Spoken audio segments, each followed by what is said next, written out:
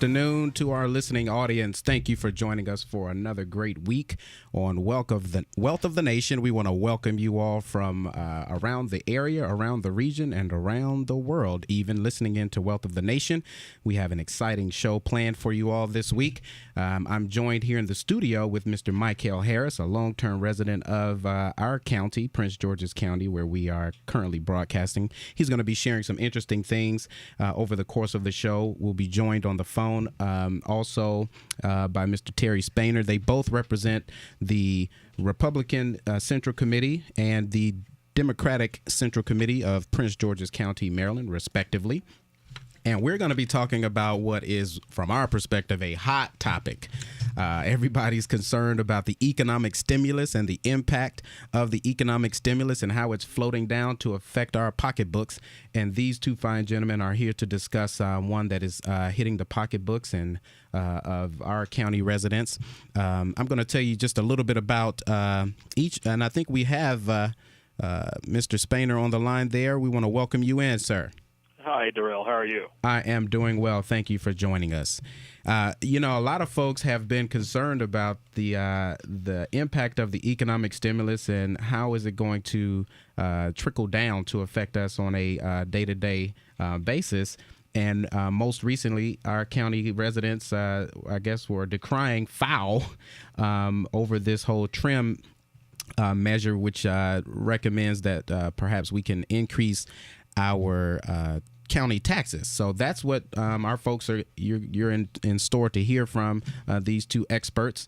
I just want to give a quick note because this is still Black History Month. There is something that I just want to share with us, just as a recognition of Black History Month. And since we have the airwaves here, I want to introduce one of the first Black-owned and operated brokerages in the Wall Street area. Back in the early 1950s was the Specialty Markets, Inc. And you'll find the relevance of this. They were actually located on Liberty Street in New York, a couple of blocks from Wall Street.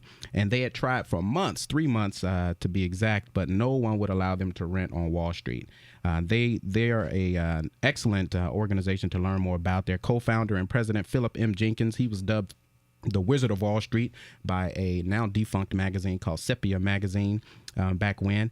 And he is believed to be the first African-American to be named to a board of directors of an investment company.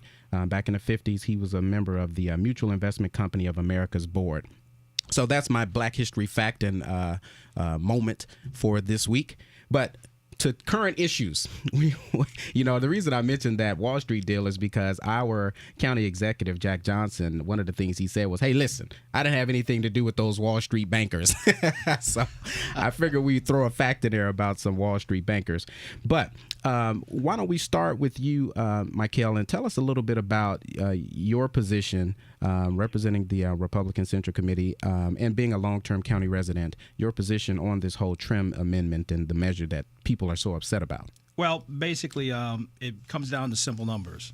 The county exec is basically planning to spend about $102 million more than he's going to raise in revenues. He's basically proposing what is going to be the FY 2010 budget for the county. He already knows that because of the economic slowdown that he is not going to have the revenues to spend $2.6 billion. That's what he wants to do. That leaves him with at least a hole in his pocket of about $102 million. Now, depending on the fuzzy numbers you'll get at different times, that could grow to maybe about $136 million. But the reality is that he intends to spend more than he has. Ultimately, the way he plans to do that is to bypass the voices of the voters, which have spoken through trim and other various county amendments that we put in that says that the county government has to come to us before they propose a tax increase. Now, they don't like to come to us because we typically tell them to live within their budget as we do. So what he's decided to do this time is to go up to the state legislation there in Annapolis, get them to write a special law to bypass the people here in Prince George's County. And then everyone will claim they had nothing to do with it, someone else imposed a tax on us, and suddenly what you'll find is that your property taxes will continue to increase beyond your ability to pay. Wow. Now, Terry Spainer, you're there with us, and I certainly want to hear your perspective. I mean, is it true? 'Cause from what I've heard, there was a major ruckus over at the county administration building, and people, the constituents who I understand that our elected officials are to represent, They were like, no, no, no, we can't handle this. People are saying, hey, I'm losing my job. The property values are going down, and now our taxes are proposed to go up. What are you hearing, and what's your perspective on how the constituents have responded?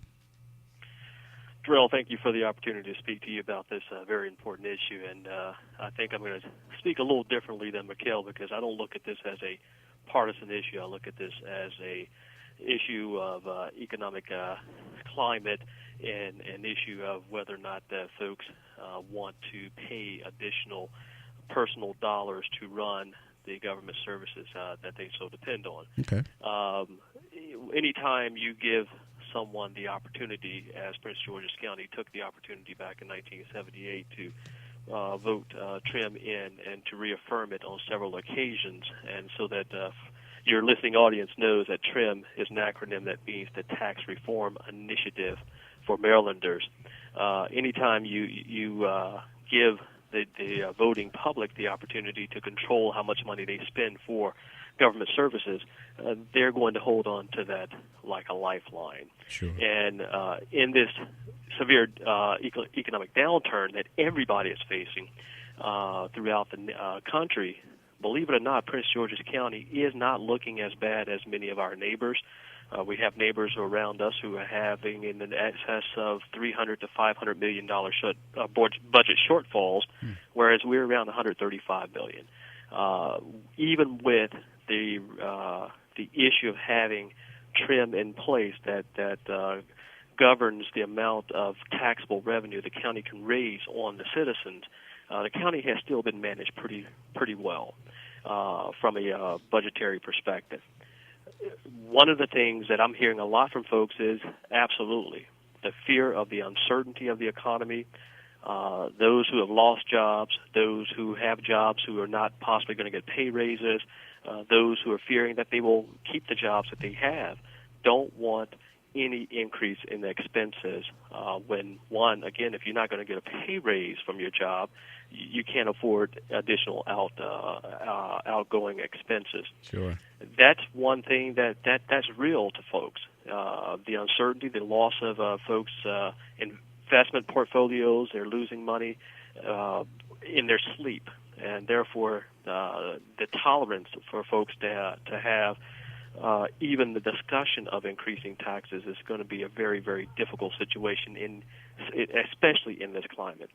So a lot of what I'm hearing from folks, primarily Democrats and mostly folks who are interested in making sure that we maintain the gains that we've had in the last several years with the declining crime, with better educational performances in Prince George's County schools, is that they want to see these things happen, but they don't want to spend any additional dollars to make these things happen. So, Right. So it's a real discussion that's happening right now in Prince George's County, and it's a discussion that actually, believe it or not, I think is a healthy discussion. It's a healthy discussion from the perspective of it's time now to force folks all across the entire landscape of Prince George's County and the state of Maryland to focus on this jewel called Prince George's County that has been underutilized and unappreciated over 4 or 5 decades. And I'd like to get into more about what I mean about the underutilization of this jewel, but Sure. I'd like to give Mikhail an opportunity to speak also. Yeah, and I definitely want to hear from Mikhail on that, because I know I can appreciate the perspective that you've just shared there, Terry. And I've heard, a lot of folks, when you mentioned we're calling for the government to live within their means or live within their budget, as we have to. A lot of folks have said, Terry, counter to what you were sharing, that there's been some governmental waste, or those things, and I would certainly like to hear what you think about that, Mikhail. Is that what you're addressing when you say live within your means? Well, in the it's budget? that and more. I mean, I don't think if you speak to most people at their kitchen tables, and I agree with Terry that this is a nonpartisan issue. Sure. Taxes hit you in your wallet; they don't hit you in your party. So it doesn't matter whether you're a Republican, Democrat, Independent. You don't get a bill that says you're exempt if you belong to a particular party. You own a home in Prince George's County, you're going to pay more.